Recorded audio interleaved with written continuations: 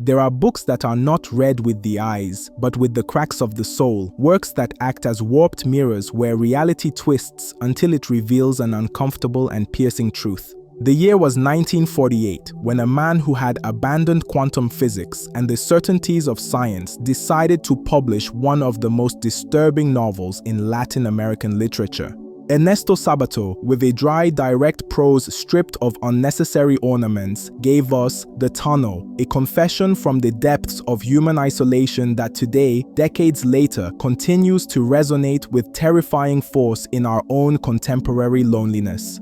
To understand the magnitude of this work, we must place ourselves in a Buenos Aires that was awakening to modernity, but also carrying the weight of post-war existential angst. Sabato was no conventional writer. His training as a scientist equipped him with an almost surgical analytical capacity, a tool he used not to explain the cosmos, but to dissect the psyche of a killer. This transition from subatomic particles to human passions marks the birth of a narrative that feels like a forensic report of the spirit.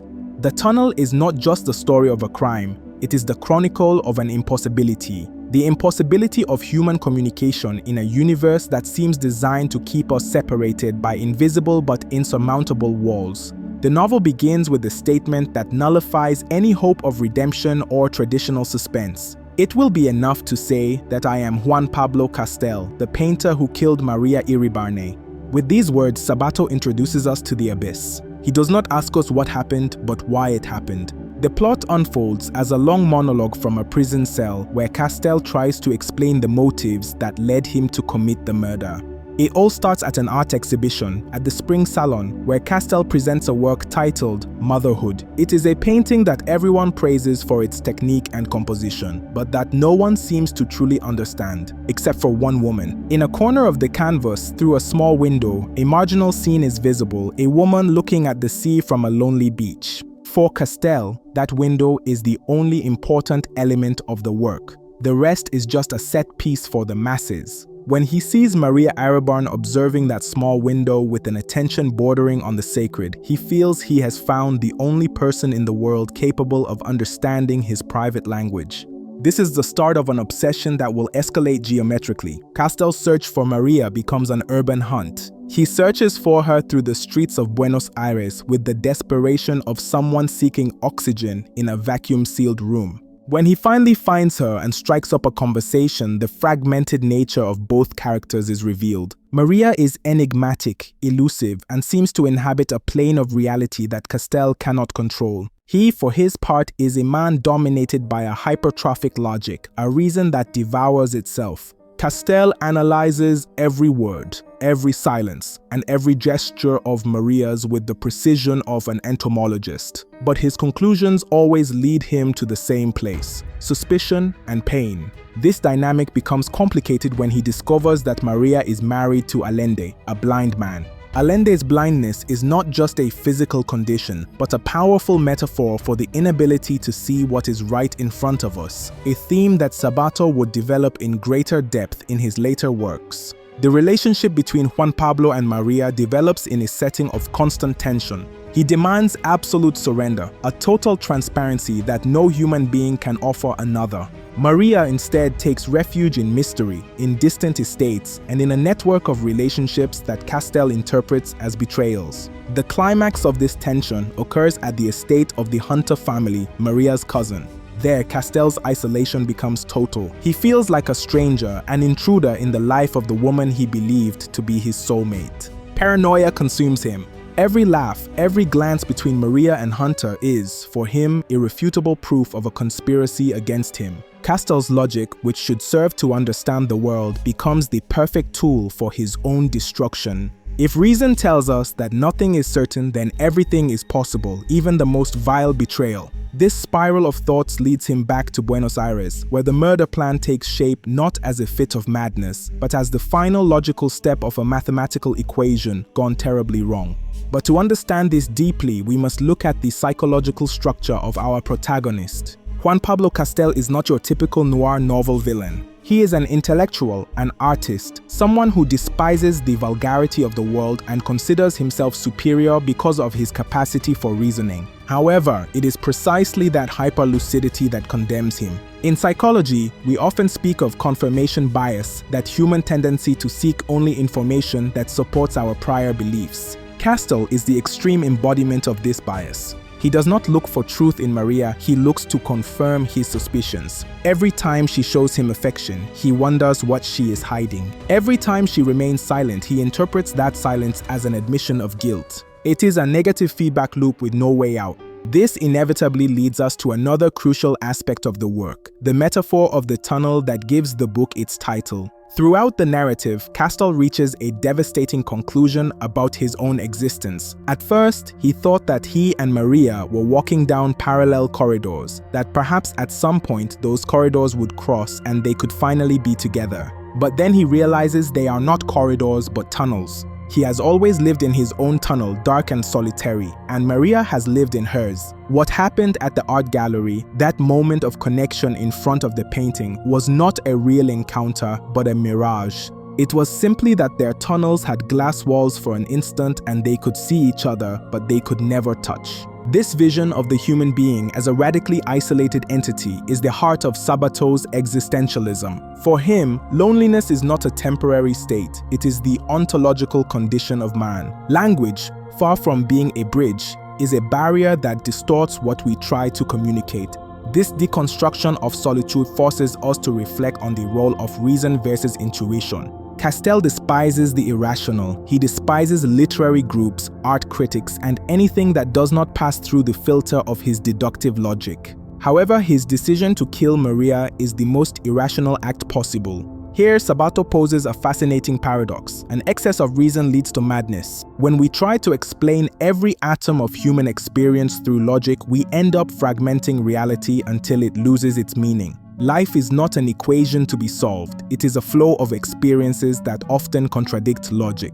By trying to force Maria into the framework of his reasoning, Castell ends up destroying her because real life does not fit into his mental molds. If we analyze the symbolism of the work, we find recurring elements that reinforce this atmosphere of claustrophobia. The sea, for example, represents that which is vast, uncontrollable, and deep, the same thing the woman in the small window of his painting was observing. The sea is the opposite of the tunnel. While the tunnel is narrow, dark, and predictable in its linearity, the sea is open and chaotic. Castell fears the sea as much as he yearns for it. Maria is, in many ways, the sea. She flows, she changes, she is ungraspable. Castell's attempt to possess her is the attempt of a man to fit the ocean inside a tunnel. The result is inevitably overflow and tragedy. The use of Allende's blindness also deserves detailed analysis. Allende is the only character who seems to have a peaceful connection with Maria, perhaps because he does not need to see her to know her. His lack of physical vision frees him from the tyranny of the image, that tyranny that has Castell enslaved. While Castell obsesses over looks and gestures, Allende accepts Maria as she is. Allende's reaction upon learning of the murder, calling Castell a fool, is one of the most powerful moments in the novel. He does not call him a murderer, he calls him a fool because he understands that Castell has destroyed the only valuable thing he had by not knowing how to look with anything more than his eyes. The relationship between the tunnel and the philosophical context of its time is undeniable. Sabato wrote this work at a time when the existentialism of Jean-Paul Sartre and Albert Camus dominated the intellectual landscape. In fact, it was Camus who recommended the translation of the work into French, recognizing in it a kindred voice. Camus' The Myth of Sisyphus tells us of man's struggle against the absurd, and Castell is a man struggling against the absurdity of being unable to be understood. However, unlike Camus's hero, who finds a form of rebellion in the acceptance of the absurd, Castell succumbs to it. His rebellion is violent and destructive. He does not accept that life lacks a communicable logical meaning. He prefers to destroy the source of his anguish rather than accept the loneliness inherent in life. But to understand this fully, we must look at how this work dialogues with the present day. We might think that a novel written in the middle of the 20th century would have little to say to us in the era of social media and hyper-connectivity, but the reality is exactly the opposite. Never before have we been so technologically connected, yet never before have we felt so isolated in our own digital tunnels. Social media algorithms act like the glass walls of Castell's tunnel. They show us what we want to see, surrounding us with people who think like us, creating echo chambers that reinforce our vision of the world. We are in an era of digital narcissism where, much like Juan Pablo, we constantly seek someone to look at our window and give us validation. Castell's obsession with control and his constant surveillance of Maria foreshadow the dynamics of harassment and control that we see facilitated by technology today.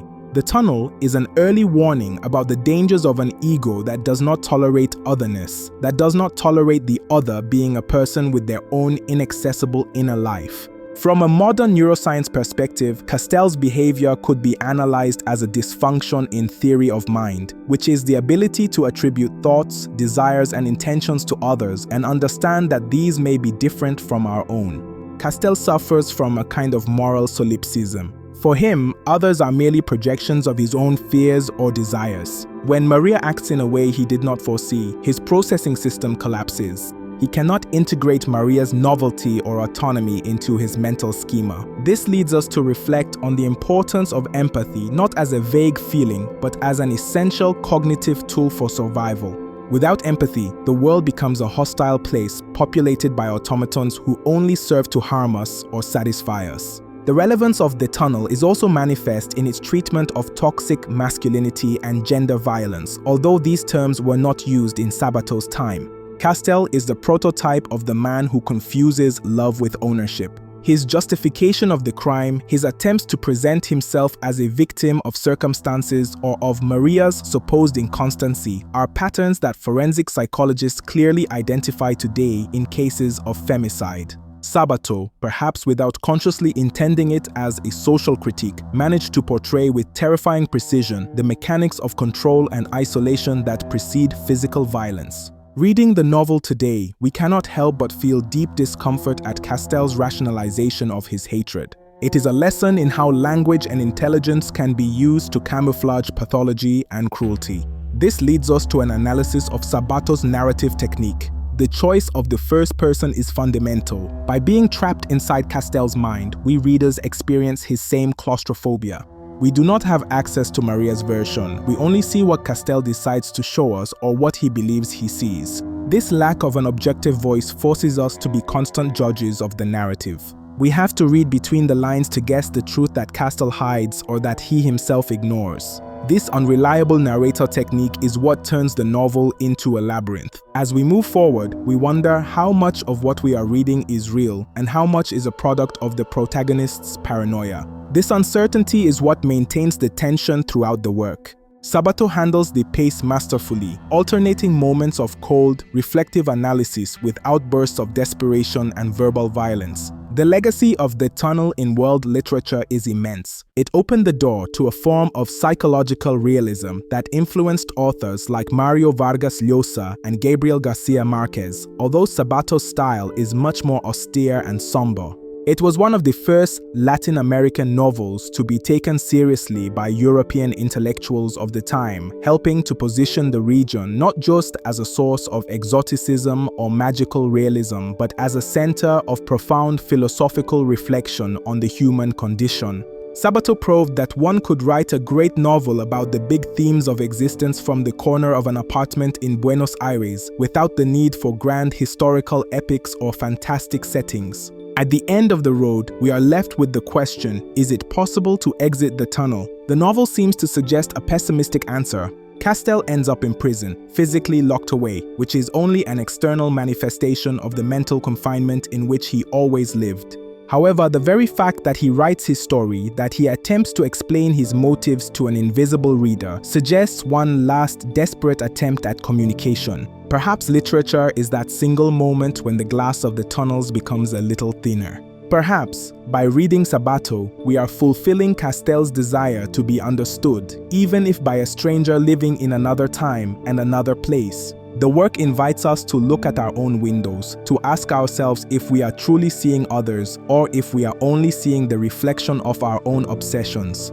The depth of the tunnel resides in its ability to strip us of our defenses. It does not allow us to be mere passive spectators. It forces us to look into the abyss we all carry within. It reminds us that reason, without the guidance of affection and the acceptance of mystery, can be a tool of mass destruction. Ernesto Sabato left us a work that is at once a psychological study, an existential treatise, and a cry for help. It is an invitation to break the walls of our own tunnels before the darkness is total. In a world that often values certainty over doubt and image over essence, the words of Juan Pablo Castel resonate as a necessary warning.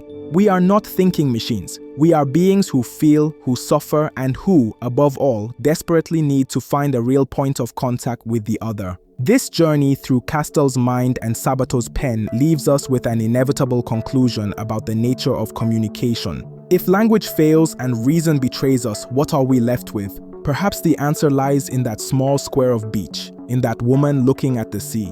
We are left with contemplation, the ability to marvel at what we can neither control nor possess. The tunnel is ultimately an elegy for the beauty that is lost when we try to catch it with violent hands. It is a work that teaches us that true knowledge of another human being is not achieved through exhaustive analysis, but through respect for their freedom and their otherness.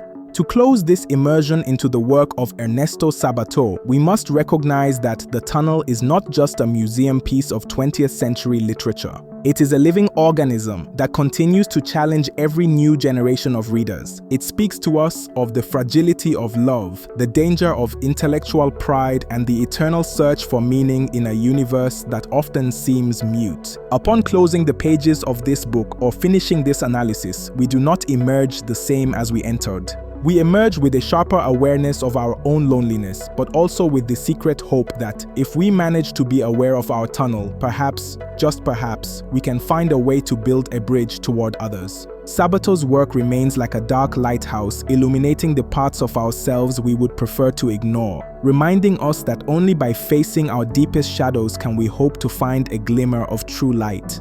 Thank you very much for joining me in this deep analysis of one of the most fundamental works of our language. I hope this exploration invites you to return to the text, to rediscover Sabato, and to reflect on your own walls and windows. We will meet again on our next journey through the labyrinths of great literature.